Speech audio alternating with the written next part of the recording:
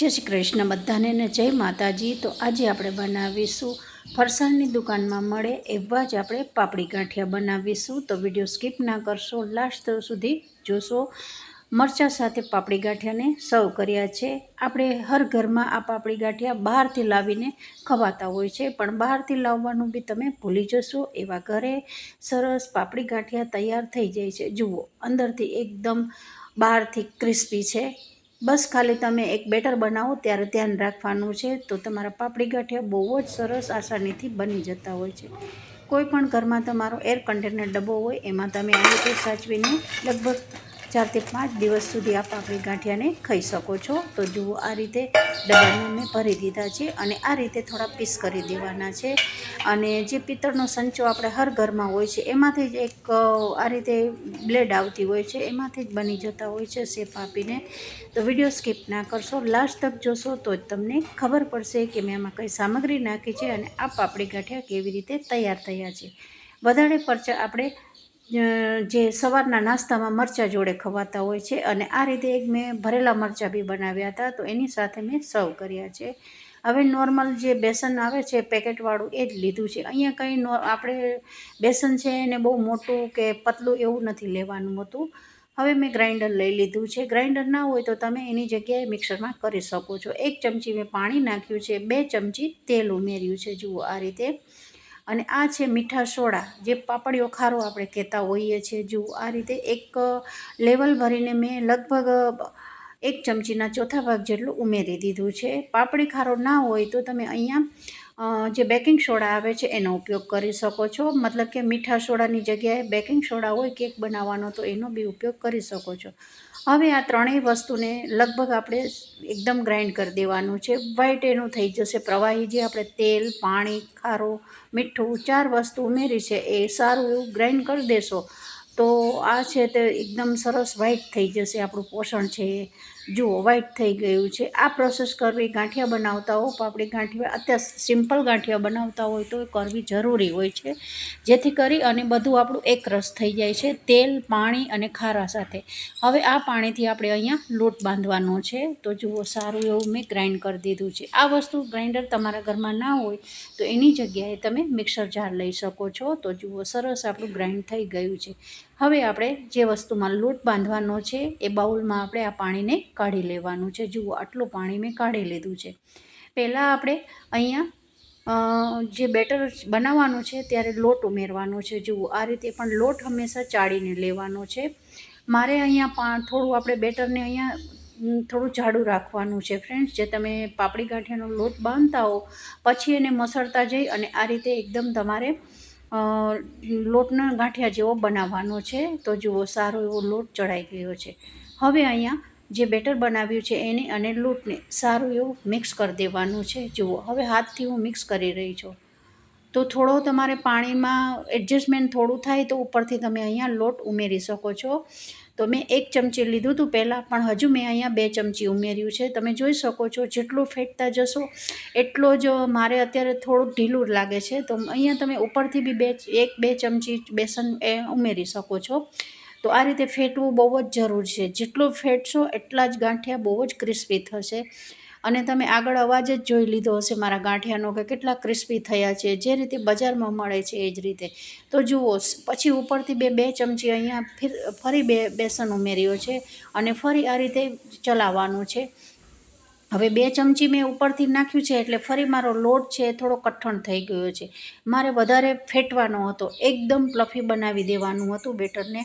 તો જુઓ 2 ચમચી પાછું બેસન ઉમેર્યા પછી બી તમે લોટ એકદમ થીક થઈ ગયો છે, મતલબ કે જાડો થઈ ગયો છે। તો આપણે હજુ આને ફેટવાનો છે। અત્યારે કલર તમે જોઈ શકો છો પીળો છે, પણ જેમ ફેટતા જઈશું એમ જે ગાંઠિયાનો લોટ છે એકદમ હલકો થઈ જશે, કારણ કે ચણાનો લોટ હોય છે એ ચીકણો બહુ હોય છે। જેટલું તમે ફેટશો એટલો જ લોટ છે એ હલકો થઈ જાય છે। એમાં જે હવાના કણ ભરાય છે એના કારણે જ એકદમ આપણા જે ગાંઠિયા છે એકદમ સરસ ક્રિસ્પી બનતા હોય છે। લગભગ મેં ફરી થોડું પાણી ઉમેરી લીધું છે। જુઓ જેટલો બને એટલું આ રીતે હું ફેટતી જ ગઈ છું. ગાંઠિયા બનાવવાની આ જ 2 ટ્રીક છે ફ્રેન્ડ્સ. તમે એક માપથી ખાલી પાણી અને ખારો અને મીઠું એ બધું તમે સરખું કરો અને લોટ આ રીતે ફેટતા જાઓ તો ગાંઠિયા બહુ જ પાપડી ગાંઠિયા છે, સિમ્પલ ગાંઠિયા છે, બધા આ રીતે સરસ થતા હોય છે.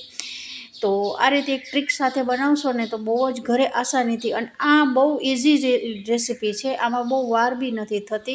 ખાલી તમને એક મેઝરમેન્ટની ખબર પડી જાય ને તો ગાંઠિયા બહુ જ સરસ થશે. તો તમે બજારમાંથી લાવવાના ગાંઠિયા બિલકુલ ભૂલી જશો. જુઓ આ ટાઈપનું આપણે લોટને રાખવાનો છે. અત્યારે આ રીતે છે, પછી હું સ્પેચ્યુલાથી બતાવીશ. તમે જોઈ શકો છો, જુઓ આ રીતે ફેટતું જ જવાનું છે અને જે કલર છે એ ચેન્જ થઈ ગયો છે. જુઓ વ્હાઈટ થવા માંડ્યો છે. જેટલું ફેટશો એટલો જ લોટ છે એ હલકો થતો જશે અને એકદમ પાપડી ગાંઠિયા આપણા સરસ બની જાય છે. જુઓ હવે મેં આ રીતે મોલ્ડ લઈ લીધું. બધાના ઘરે આ સંચો તો આજકાલ હોય જ છે અને આની જગ્યાએ તમે સ્ટીલનો બી લઈ શકો છો, એ અત્યારે આજકાલ બજારમાં મળે છે. તો જુઓ આ રીતે એમાં 4 બ્લેડ આવતી હોય છે. તો એક આ પાપડી ગાંઠિયાની બ્લેડ છે, તો એ મેં આ રીતે તેલથી ગ્રીસ કરી દીધું છે અને સંચામાં નીચે જે બ્લેડ છે એને મૂકી દીધી છે. હવે આપણે અહીંયા લોટ હું તમને બતાવીશ કે કઈ ટાઈપનો તમારે લોટ રાખવો જોઈએ. જુઓ આ ટાઈપનો લોટ હોવો જોઈએ, બિલકુલ નીચે પડતો નથી મારો લોટ. આ રીતનો રાખશો, બહુ એકદમ જાડો લોટ નથી અને બહુ પતલો બી પાણી જેવો બી નથી. તો જરૂરથી આ રીતે એક ટ્રીક સાથે ગાંઠિયા બનાવશો ને ફ્રેન્ડ્સ તો બજારના ગાંઠિયા લાવવાનું બિલકુલ ભૂલી જશો. લગભગ 3 ચમચીમાં જ મારે આ સરસ, તમે જોવો ને તો ડબ્બો ભરાઈને મારા પાપડી ગાંઠિયા બની ગયા હતા અને તમે જોઈ શકો છો એકદમ સરસ આસાનીથી લોટ નીકળી જાય છે. જરા બી લોટ, ચણાનો લોટ છે ચીકણો નથી.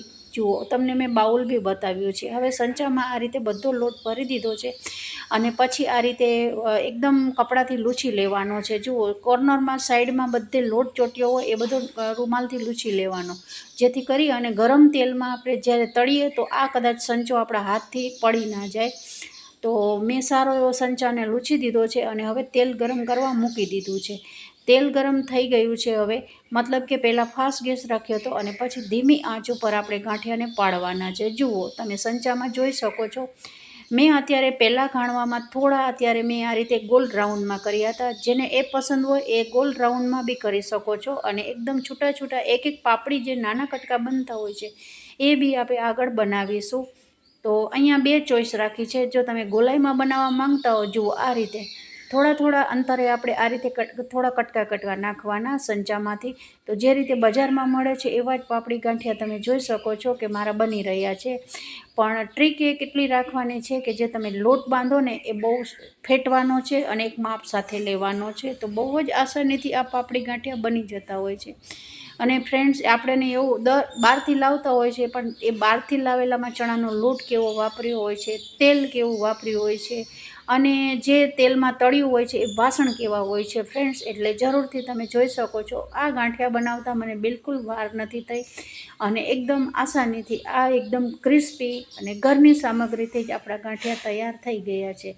તો બીજી જેટલો મારા સંચામાં લોટ હતો એટલા બસ ધીમે ધીમે જ મેં આ રીતે એક રીતે જ નાખ્યા છે. જુઓ થોડો ઉમેરીશું, પછી ફરી મેં અહીંયા થોડું જે સંચો છે એને રૂકાવી દઉં છું. તો આ રીતે થોડા ઉમેરીને બી તમે જોઈ શકો છો આપણા પાપડી ગાંઠિયા લગભગ 3 ચમચીમાં એક પ્લેટ ભરાઈને બની ગયા છે. અને સાથે મરચાં છે. અહીંયા તમે ચાનો બી ઉપયોગ કરી શકો છો, પણ મેં આ વિડીયો સાંજના સમયે શૂટ કર્યો હતો એટલે ચા નથી બનાવી ફ્રેન્ડ્સ. તો હર ઘરમાં આ નાસ્તો ખવાતો જે ગુજરાતના ફેમસ પાપડી ગાંઠિયા બની ગયા છે અને તમે જોઈ શકો છો. જુઓ હું કાપીને બી બતાવીશ, એકદમ સરસ ક્રિસ્પી